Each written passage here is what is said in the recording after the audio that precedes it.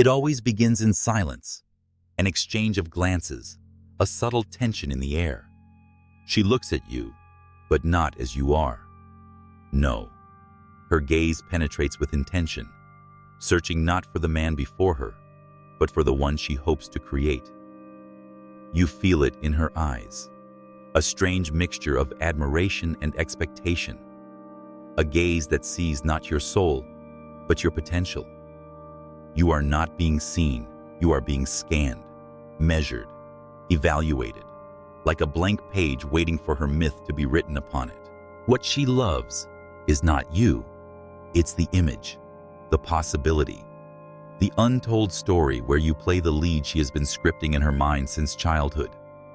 Carl Jung understood this phenomenon not as romance, but as projection, a dangerous psychological act where the woman does not love the man himself, but the phantom he resembles in her unconscious. And the tragedy? She often doesn't even know she's doing it.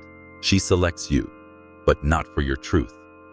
She selects you because you resemble the actor in her fantasy. When the story begins, you feel chosen, even exalted. But what you don't realize is that you've been hired for a role. You're a character in her play. And when you cease to fit the role, she doesn't rewrite the script. She finds a new actor. You weren't loved. You were cast. Jung called this internal fantasy the Animus, the inner masculine figure that lives within the female psyche.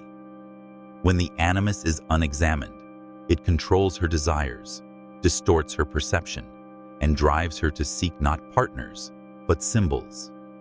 You are not a man. You are a symbol. And symbols, when they no longer shine, are discarded without apology. The worst part is that you confuse this with love. You believe her when she tells you you're different, that she's never met anyone like you. But these words are lines from a play she's performed 100 times before. You are merely the latest man willing to say the lines, wear the costume, and try to earn a place in her script. You think you're known. You're not. You're used. This isn't a condemnation of women. Jung didn't despise the feminine. He respected its power. But he feared what happens when it becomes unconscious, unchecked, and projected. When a woman doesn't confront her animus, it consumes her. She becomes possessed, not in a supernatural sense, but psychologically. Her choices, words, even her morality are no longer her own. And men, you are not innocent. You fall for it again and again, because no one taught you to look deeper. You were raised to see a woman's desire as your validation. Her approval became your mirror. And in that mirror, you lost yourself. You began to perform. To shape yourself not from truth, but from her fantasy. Until one day, you looked in the mirror and didn't recognize the man staring back. Jung warned that a man who fails to develop his own psyche will become a slave to hers. If you ignore your inner world, her projection becomes your master. You'll contort your spirit to fit her expectations. You'll call it love, but it's obedience. You'll call it partnership, but it's self-erasure. Every compromise becomes a cut. Every performance, a mask. You think you're doing this for her, but really, you're doing it to avoid yourself. The unexamined parts of your being, your fear, insecurity, loneliness, are too painful to face. So you outsource your identity to her.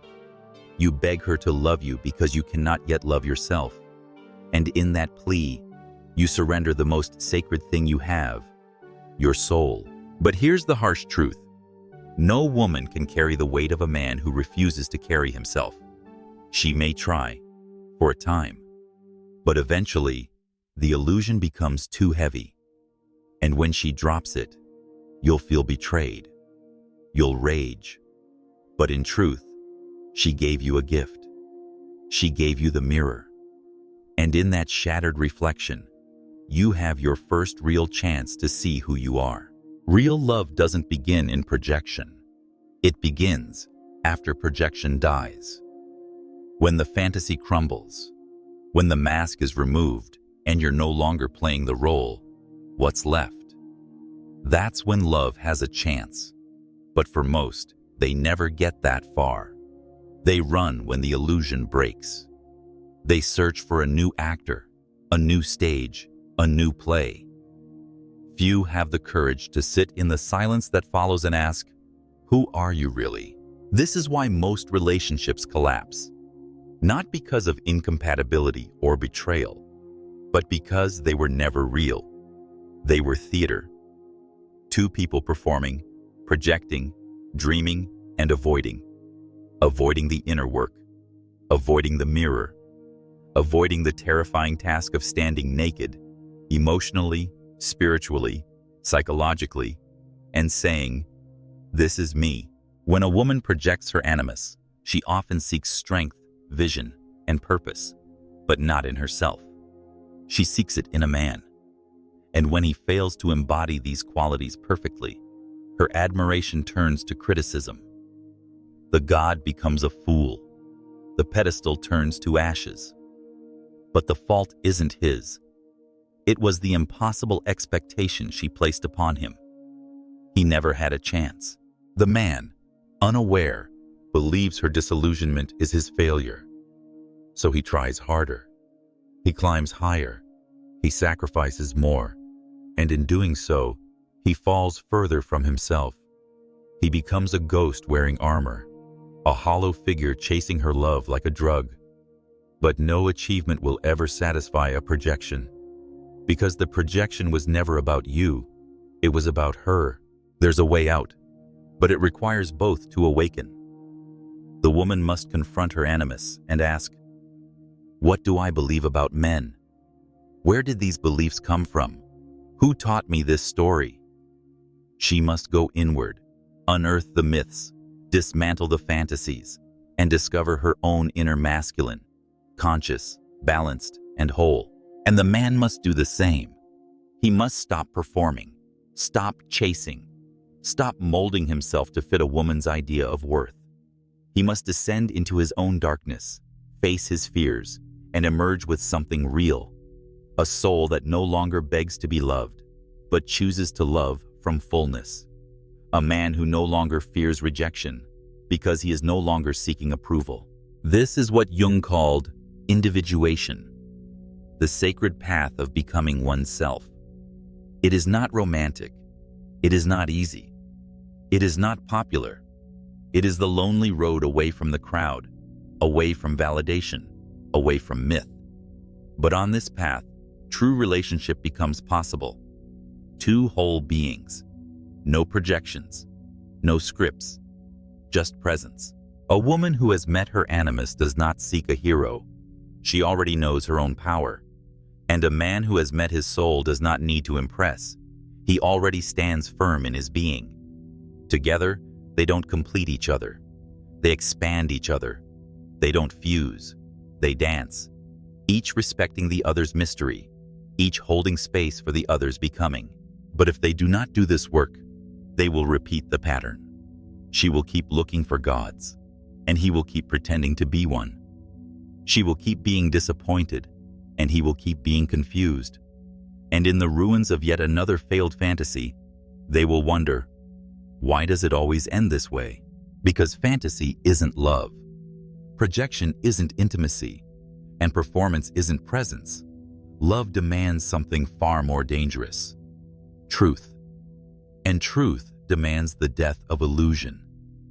It's painful, but it's the only doorway to something real. Something that lasts. Something that sees. To love in truth is to witness another in their full humanity, not as savior, not as fantasy, not as a vessel for your pain, but as they are, and to allow yourself to be seen the same way. This kind of love does not offer comfort first. It offers clarity. It burns away everything false. It exposes your wounds. It invites healing, not through dependence, but through revelation. Most people avoid this kind of love because it feels like death. And in a way, it is. It is the death of control, the death of manipulation, the death of illusion. It is the end of the story you told yourself about who you needed someone else to be. And when that story dies, what remains is silence. Not absence, but presence. Not emptiness, but space. Jung believed that the unconscious seeks wholeness, not happiness. And wholeness often begins in discomfort. So when you feel the ground fall beneath a relationship, it might not be failure. It might be the invitation to something deeper, something real, but only if you're willing to stay when the mask drops. The Animus is not evil, nor is the Anima. They are powerful archetypes, guides in the psyche, but if unconscious, they possess you. They speak for you. They seduce you into illusion. To work with them consciously is not to deny them, but to integrate them, to learn their language, to dance with their shadows, and through that dance, to become free. A woman awakened to her animus does not project onto every man. She listens, she watches, she feels. She honors what is real and discards what is fantasy. She does not demand perfection, nor does she settle for performance. She values depth over display, character over charm, truth over narrative. She seeks a man, not a mirror. A man awakened to his Anima does not chase praise or validation. He does not sculpt himself into the shape of approval. He lets his wounds breathe. He speaks with vulnerability and acts with integrity. He is not afraid to disappoint someone who only loved his image, because he knows that image was never real to begin with. Together, such individuals can build something rare, a relationship rooted in reality, sustained by consciousness, and elevated by mutual growth. They challenge each other, not to dominate, but to expand. They do not confuse chemistry with compatibility, nor tension with love. They see through each other and still choose to stay. This is the sacred union Jung dreamed of. Not a fairy tale, but a forging.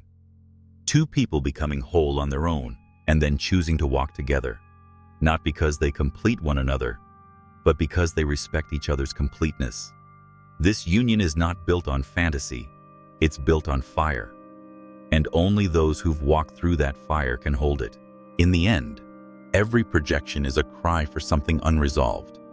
Every illusion is a signal that something within us seeks the light.